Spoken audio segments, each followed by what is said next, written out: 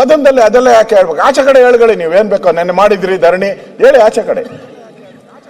ಗಾಂಧೀಜಿಗೆ ಅವಮಾನ ಮಾಡಿದ್ರಿ, ನರೇಗಾ ತೆಗೆದಾಕಿದ್ರಿ, ಹೇಳಿ ಆಚೆ ಕಡೆ ಭಾಷಣ ಮಾಡಿ, ನಮ್ದೇನೋ ಅಭ್ಯಂತರ ಇಲ್ಲ.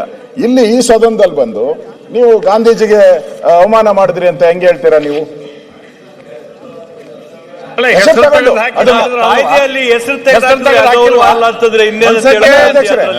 ಇವರು ಗಾಂಧೀಜಿಗೆ ಪರಮ ಭಕ್ತರು ಅಂತ ಹೇಳೋದಾದ್ರೆ, ಯೋಜನೆಯಲ್ಲಿ ಹೆಸರು ಯಾಕ್ರೆ ಕೈ ಬಿಟ್ರು? ಪರಮ ಭಕ್ತರು ಅನ್ನೋದಾದ್ರೆ ಯಾಕೆ ಕೇಳ್ತೀವಿ? ಗಾಂಧೀಜಿ ಏನು ಆ ಲೈಸೆನ್ಸ್ಗಳು ಶಿವಲಿಂಗೇಗೌಡ್ರೆ ಒಂದ್ ಸೆಕೆಂಡ್ ಅರ್ಥ ಆಗಲ್ಲ, ಕೂತ್ಕೊಳ್ಳಿ. ನಮ್ಮ ವಿಶ್ವನಾಥ್ ಪದೇ ಸುರೇಶ್ ಅರ್ಥ ಆಗಲ್ಲ ಶಿವಲಿಂಗೇಗೌಡ್ರೆ. ಬೇಕಾದ್ರೆ ಓದ್ತೀನಿ ನಾನು. ಅದು ನನ್ನ ಸ್ವತಂತ್ರ, ನಿಮ್ಗೆ ಅರ್ಥ ಆಗಲ್ಲ.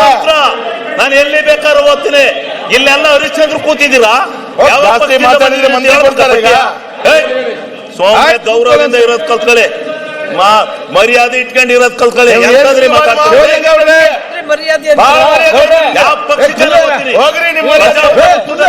ಕಾನ್ಸ್ಟಿಟ್ಯೂಷನ್ ಅಲ್ಲಿ ಅವಕಾಶ ಇದೆ, ನಾನು ಕಂಪ್ಲೀಟ್ ಮಾಡ್ಲಿ. ನನ್ನ ಇಷ್ಟ. ಮಾತಾಡಿ ನೀವು ಕಂಟಿನ್ಯೂ ಮಾಡಿ. ನೀವು ಕಾಂಗ್ರೆಸ್ಗೆ ಹೋದ್ರಿ, ಕೂತ್ಕೊಳ್ತಾರೆ. ಅಲ್ಲ, ಶಿವಲಿಂಗೇಗೌಡ್ರಿಗೆ ಸುಮ್ನಿರ ಅಂತ ಹೇಳಿ ಆಯ್ತಪ್ಪ. ಇವತ್ತು ವಿರೋಧ ಪಕ್ಷದ ನಾಯಕರು ಮಾತಾಡ್ಬೇಕಾರೆ ಈಗ ಮಧ್ಯೆ ಕೂತ್ಕೊಳ್ಳೋದು ಮಾತಾಡ್ತಾರೆ. ಅಲ್ಲ, ಅವ್ರು ಶಿವಲಿಂಗೇಗೌಡ್ರಿಗೆ ನನ್ಗೆ ಗೊತ್ತಿದೆ ಯಾವ ಸ್ಥಿತಿಯಲ್ಲಿ ಆಗ್ಬೇಕಂತ. ನೀವು ಕೂತ್ಕೊಳ್ಳಿ. ಅಲ್ಲ, ಶಿವಲಿಂಗ ಮಾತಾಡಿ, ನೀವು ಮಾತಾಡಿ. ಸನ್ಮಾನ್ಯ ಅಧ್ಯಕ್ಷರೇ, ಗಾಂಧೀಜಿ ಬಗ್ಗೆ ಮಾತಾಡಿದ್ರು. ನೆನ್ನೆ ಅವರ ರ್ಯಾಲಿ ಮಾಡಿದ್ದಾರೆ, ಮಾಡ್ಕೊಂಡ್ಲಿ, ನಮ್ದೇನು ಅಭ್ಯಂತರ ಇಲ್ಲ. ರ್ಯಾಲಿ ಮಾಡಿದ್ದಾರೆ, ಟ್ರಾಫಿಕ್ ಎಲ್ಲ ತೊಂದರೆ ಆಗಿದೆ, ಅದೆಲ್ಲ ಬಂದಿದೆ ಪತ್ರಕ್ಕೆ, ನಾನೇನು ಅಬ್ಜೆಕ್ಷನ್ ಮಾಡೋದು.